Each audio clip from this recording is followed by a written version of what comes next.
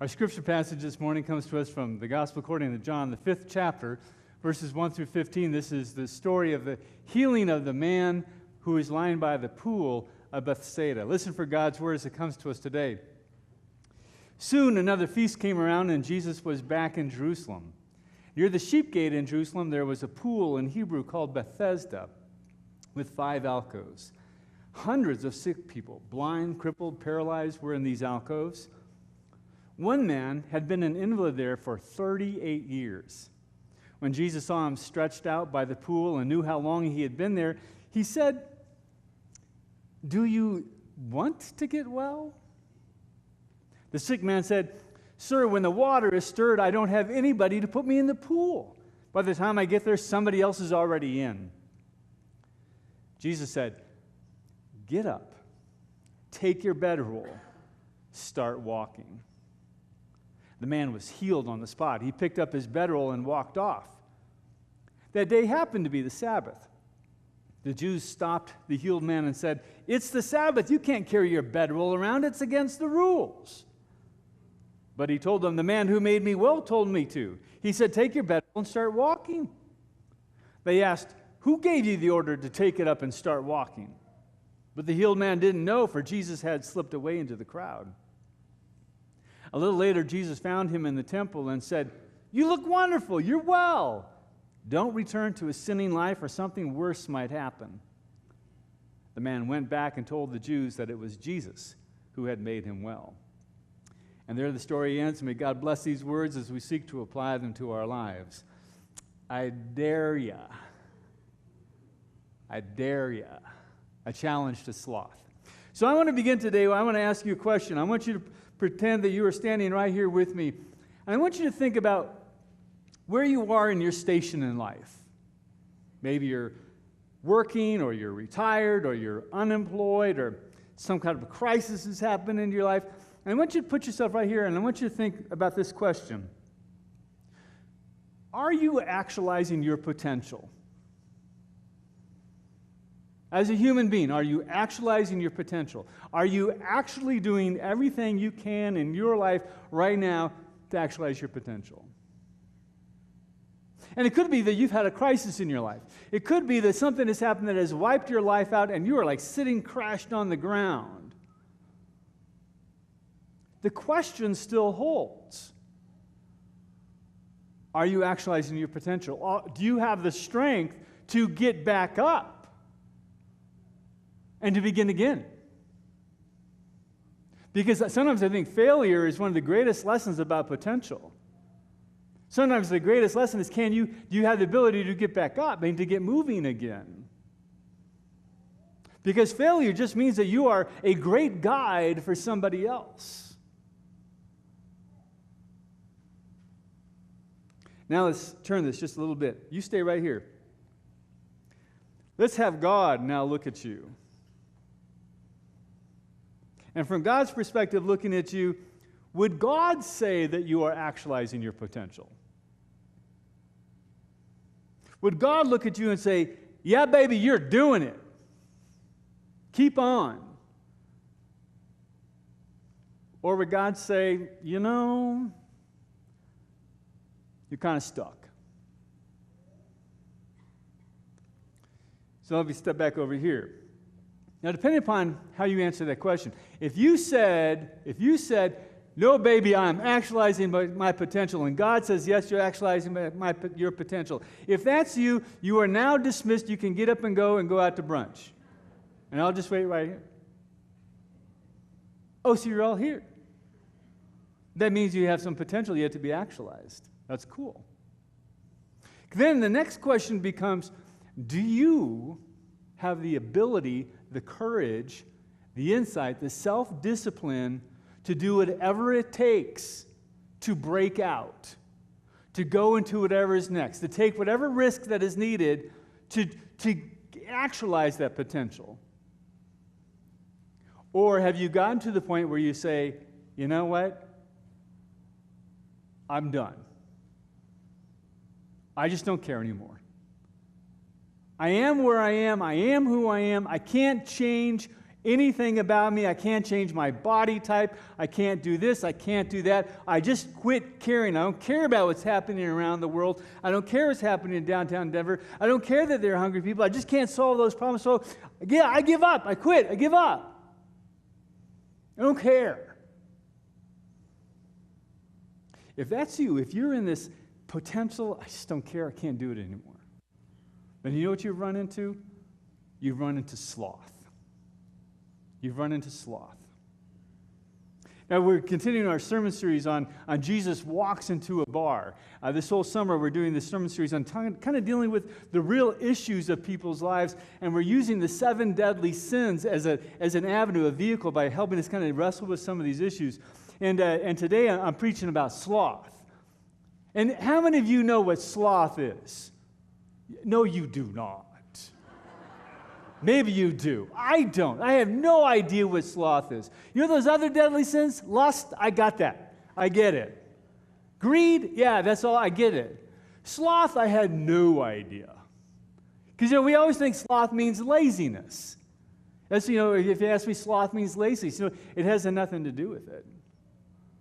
And so I had to do a whole lot of research and reading about what it is sloth is, and I hated it because I found myself everywhere I was reading. And that's why, this whole sermon series is really kind of pushing on me because I like preaching about things that I know something about. I like to be St. Stephen periodically. In this sermon series, we only have St. Joe. That I come to you as a fellow pilgrim on these things. These things trip me up all over the place. And before I got to a place where I could come up here and preach this, I had to deal with my own issues. Because sloth is pretty powerful. Sloth is something that keeps us from holding back on our potential as human beings. Because instead of being lazy, sloth is, I don't care. Nah, whatever, who cares? And when they talk about it, is that, that laziness, actually some of us would be a little bit healthier if we were a little more lazy.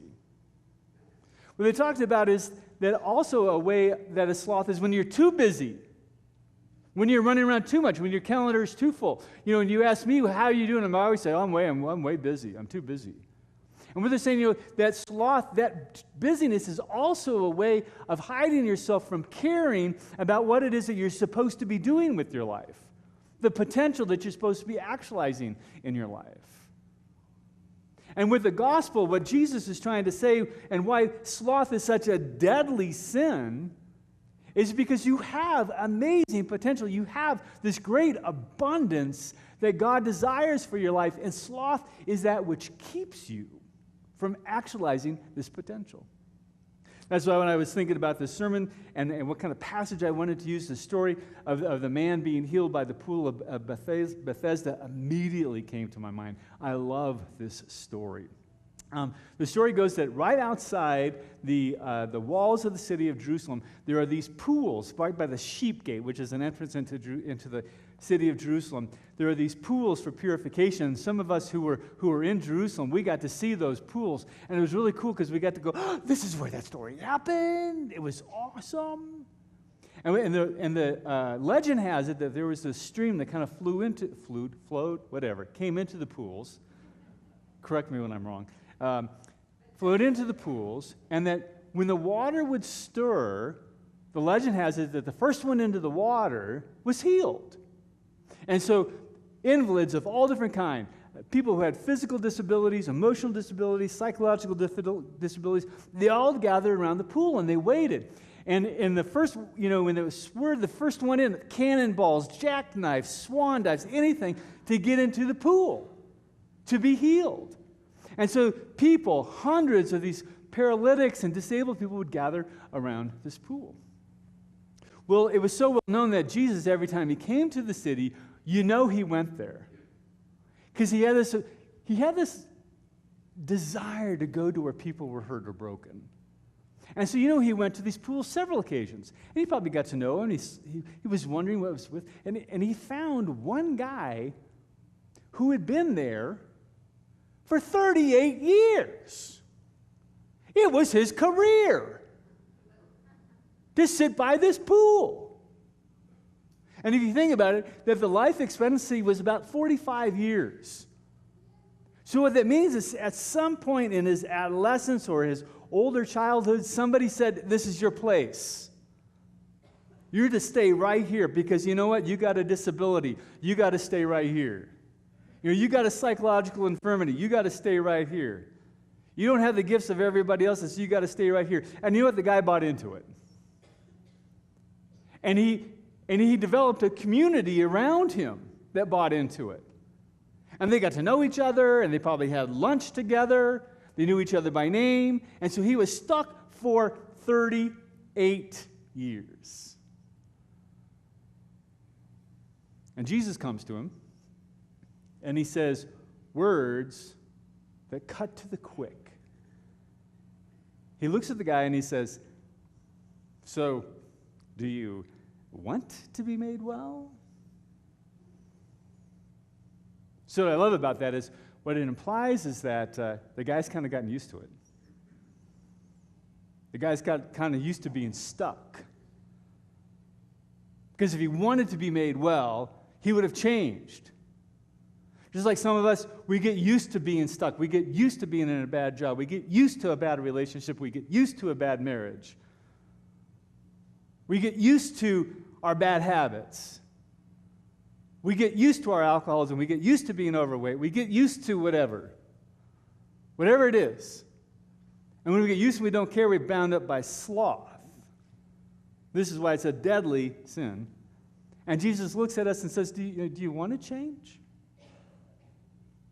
Do you really want to change? I was fascinated when I was studying the passage. When Jesus says, do you want to get well? I looked at well, and the Greek word for well is hugies. Hugies. And hugies means wholeness, healing, wholeness. Hugies. Do you want to be whole?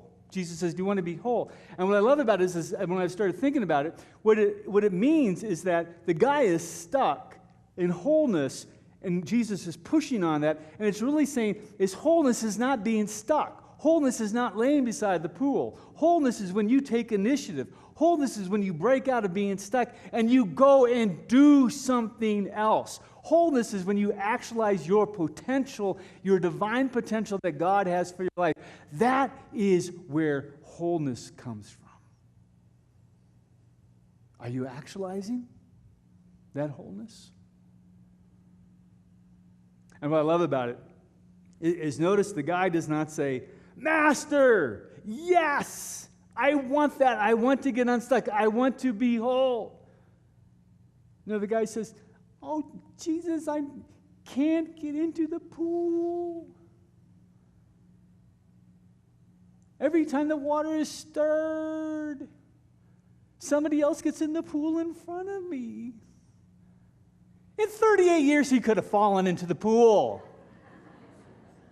It's an excuse. It's an excuse.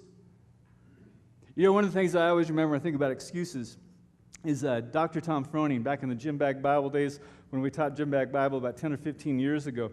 Dr. Tom Froning gave me an insight that I have tattooed on the back of my eyelids. I have several things tattooed on the back of my eyelids. But you ought to try that. It's really interesting to have that done. That before I wake up, I see this phrase that Tom gave me that has stuck with me. He said, the phrase is, any excuse will do. When you have something in your life that you're supposed to be doing, when you have a potential that is to be actualized, but you know that there is challenge, there's something big that is standing in your way, and you'd rather not do it, Tom's phrase is really any excuse will do to give yourself not to go forward. And what I love, so what's your excuse? What is the excuse that you use? I know what mine were. Mine are. What are yours? Because you need to know that God does not care about your excuses. Because look what Jesus says. Jesus doesn't say, get over your excuses. No, Jesus just jumps right to it. And he gives a command. We think it's a command. He says to the guy, rise, take up your pallet, and walk. And we sometimes hear this as like a command from Jesus to the guy. Rise, I'm Jesus. Rise, take up your pallet and walk. See, I don't hear it that way. I hear it as more of a challenge. Jesus says to the guy, rise, take up your pallet, and walk. I dare you. I dare you to have life. I dare you to have abundance. I dare you to have wholesomeness. I dare you to actualize your potential. I dare you to become something that you're currently not. I dare you.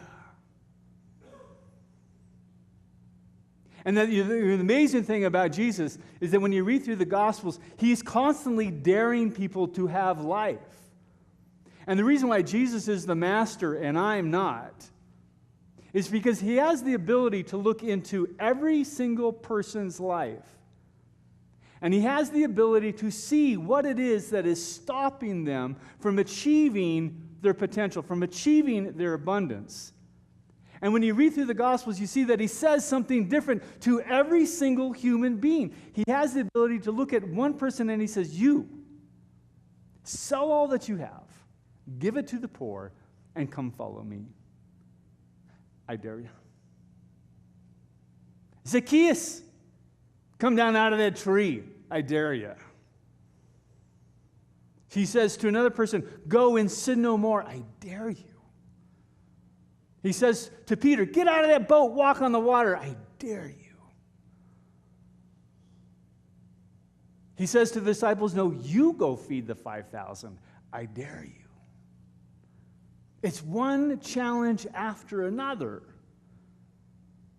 Daring people to go beyond their own perceived limitations and to aspire for something greater than what they're currently living.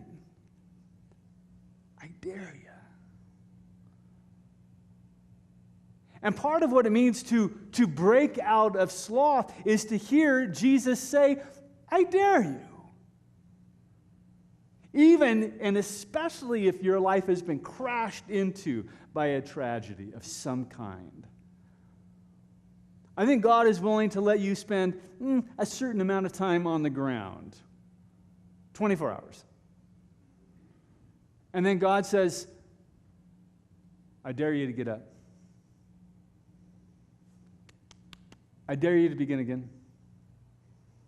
I dare you to start over. I dare you to go in a new direction.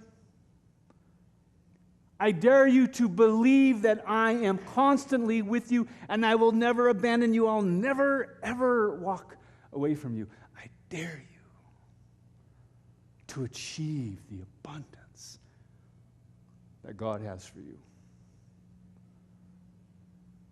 See, if you say, I can't, that is sloth.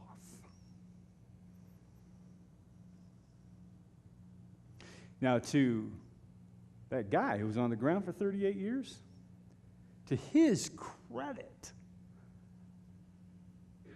he got up, he picked up his pallet, and he walked.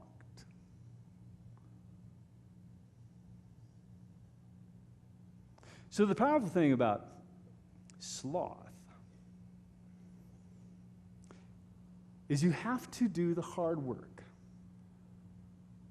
of allowing the master to look into your eyes, your heart, and to see the impediment that is keeping you from your great potential, and hearing the master say to you, I dare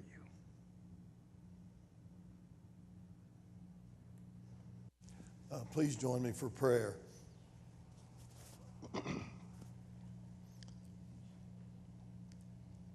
Dear God, our eternal companion, it will be all right for us to listen It will be all right for us to quest always for healing and for wholeness. It will be all right to think of not being stuck, but of growing and becoming, peeling away what has been slothful and taking up something that will be measurable by abundance, by hope, by the thrill of new beginnings, by simply knowing we all belong to you and you belong to all of us. If in it a word of forgiveness needs to be spoken, let's speak it. But then, let's hear the divine dare and let's rise up and let's believe in our own beautiful, unfolding abundance and claim it and live it and yes, love it. And in that, may we know we belong to a place where we should never, ever have to do that alone. But as you look over the human race, you might even dare us to reach out and to deeply care for some others, for there can be a great abundance in that. Yes, it's so personal to take the dare. And yes, it is healing and wholeness to do so, but it's also healing and wholeness to share it. Thank you for this community of faith. Thank you for the Master who came as teacher, not only to be the cup of life, the bread of life, but also to be the one who could just say a simple phrase, and the human heart and the human mind can grasp it. Rise up to your abundance and live. And he taught us how to deal with that in the deepest places of our life. And that's how to pray. Will you join me?